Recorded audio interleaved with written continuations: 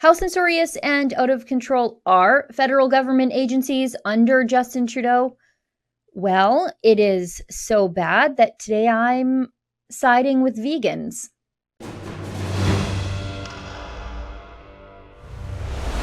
Last summer, pro-vegan lifestyle, anti-animal-based diet billboards were put up all across the Maritimes.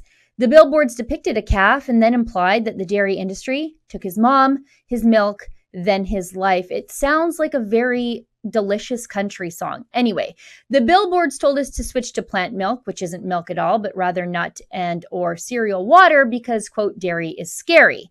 In Halifax, the billboards were put up by the Vegan Education Group of New Brunswick, prompting, well, a lot of outrage from the farming community who described the billboards as a, quote, misrepresentation of our character. Now, before I go on any further, you know me, I don't like the lies animal rights activists spread about our farmers and ranchers. And I've said some not nice things about veganism in the past. I maybe called it a cult. But here is the bottom line. If you want to be vegan, then be vegan. I generally don't care about orthorexia as a political social movement until such times as animal rights activists trespass on our farms, barge into our restaurants while we're eating, and lie about Canadian farmers, like the turkey burglars did here in Alberta a little while back, which is why today's video is just so darn unusual for me. I'm siding with the vegans today against Justin Trudeau's out-of-control bureaucrats. Now, Blacklock's reporter has the story sitting behind their paywall about what the Canadian Food Inspection Agency wanted to do about these vegan billboards being put up across the Maritimes. Based on a single solitary complaint, the CFIA threatened the animal rights group with regulatory enforcement. What regulatory infraction were these blender jockeys guilty of? Well, the agency had no clue. However, they struggled to invent one anyway, which would give the Food Inspection Agency the right to crack down on free speech occurring on billboards across the country. This is directly from the Blacklock's article. Records show the agency contemplated sending a federal inspector to examine the billboards, threatened to cite vegan education under the Fair Labeling Practices Program, and claimed the reference to plant milk breached food and drug regulations. Regulations define the term milk as the lacteal secretions of the mammary gland of the cow, wrote the agency.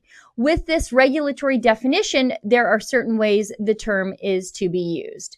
Internal emails indicate even agency staff questioned taking action over the billboards. I am not sure where this stands, wrote a St. John inspector. For the agency, do we regulate advertising materials in this situation? Now, that's weird. My personal feelings about the vegan movement aside, as, you know, a pseudo-religious cult hell-bent on leaving people weak, cold, and infertile, they still have free speech like the rest of us. And one complaint, even if it was from my side of the argument, should not have been enough for a federal government agency to twist itself in knots trying to find a way to take that billboard down.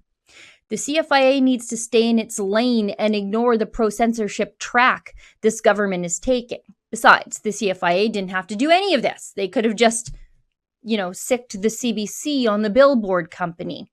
That's usually how the government shuts down speech on billboards that the government doesn't like. CBC just does it as a proxy. Last summer, when anti-mass immigration pro-Maxime Bernier billboards went up across the country, CBC was sure to inflate the controversy. First, CBC's pestering prompted the Patterson Outdoor Advertising Group, the company who took the third-party contract to erect the billboards, to issue a statement in defense of free speech, and then later to subsequently issue a statement that they would be taking the billboards down and apologizing for offending anyone after CBC induced an internet mob to descend upon the company. CBC right now is currently in the middle of replicating its former success in having those first Maxime Bernier billboards taken down.